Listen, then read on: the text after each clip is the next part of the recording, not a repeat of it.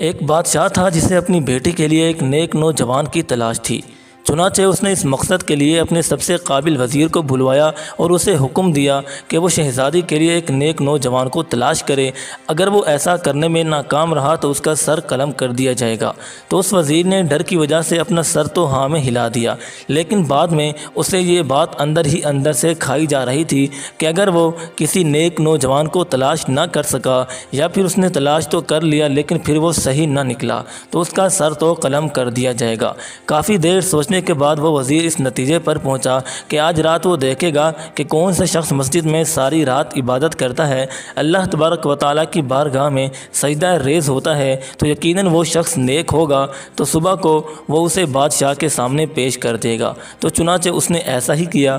Video کی طرف آگے بڑھنے سے پہلے ویڈیو کو بھی لائک کر دیں، اور ایسی ہی معلوماتی ویڈیوز دیکھنے کے لیے چینل کو سبسکرائب کر کے گھنٹی کے نشان کو دبا دیں۔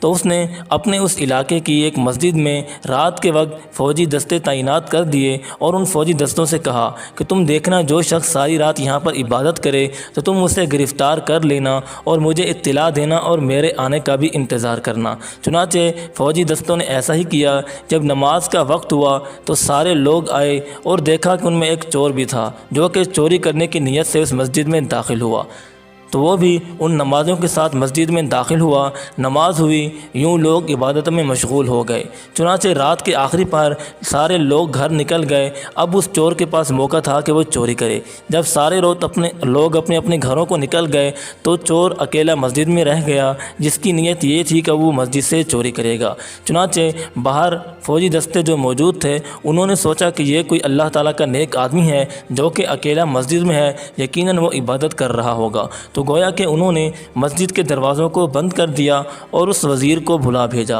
اور اس وزیر سے کہا کہ سب لوگ چلے گئے، ایک ہی شخص اندر موجود ہے۔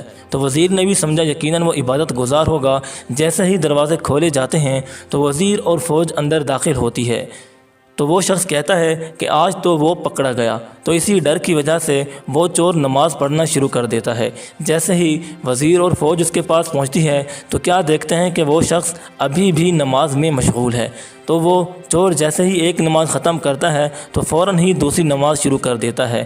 تو یوں وزیر اندر ہی اندر سے خوش ہو جاتا ہے، یقیناً یہ واقعی کوئی نیک آدمی ہے۔ جب اس شخص کو بادشاہ کے پاس پیش کیا جائے گا تو بادشاہ خوش ہوگا۔ تو اس کو گرفتار کر لیا جاتا ہے اور وہ رات اس کو ایک قید خانے میں گزارنا پڑتی ہے۔ جیسے ہی صبح ہوتی ہے اس چور کو بادشاہ کے سامنے پیش کیا جاتا ہے۔ اب چور اندر ہی اندر سے ڈرا ہوتا ہے کہ آج تو اس کا کچھ نہیں ہونے والا۔ یقیناً جب وہ بادشاہ اسے کہتا ہے کہ میں تمہاری شادی اپنی شہزادی سے کراؤں گا، جس کے بعد وہ چور خوش ہو جاتا ہے اور کہتا ہے کہ اس کرم کی کیا وجہ ہے، آپ مجھ پر اتنی مہربانی کیوں کر رہے ہیں؟ تو بادشاہ کہتا ہے کہ تم ایک نیک آدمی ہو جو کہ ساری رات عبادت میں مشغول رہے، اور مجھے ایک ایسے ہی نوجوان کی تلاش تھی جو کہ نیک ہو، میری بیٹی سے شادی کرے اور میرے بعد میری رعایا کو اچھی طرح چلائے، انصاف کے ساتھ چلائے۔ جس کے بعد فوراً وہ چور سجدہ ریز ہو جاتا ہے اور کہتا ہے اے اللہ، میں نے تو دکھاوے کے لیے نماز پڑھی تھی، میں تو چوری کی نیت سے گیا تھا، سب کچھ میں نے دکھاوے کی نیت سے کیا، تو نے مجھے اتنا نواز دیا۔ اگر میں دل سے تیری عبادت کرتا، نماز پڑھتا، پھر تو مجھے کس طرح نوازتا، یہ تو میرے وہم و گمان میں بھی نہیں۔ تو دوستو، امید ہے آج کی معلوماتی ویڈیو آپ کو پسند آئی ہوگی۔ اس ویڈیو کو لائک کریں، شیئر کریں، کمنٹ سیکشن میں اپنی رائے سے آگاہ کریں، اور ایسی ہی ویڈیوز دیکھنے کے لیے چینل کو سبسکرائب کر کے گھنٹی کو دبا دیں۔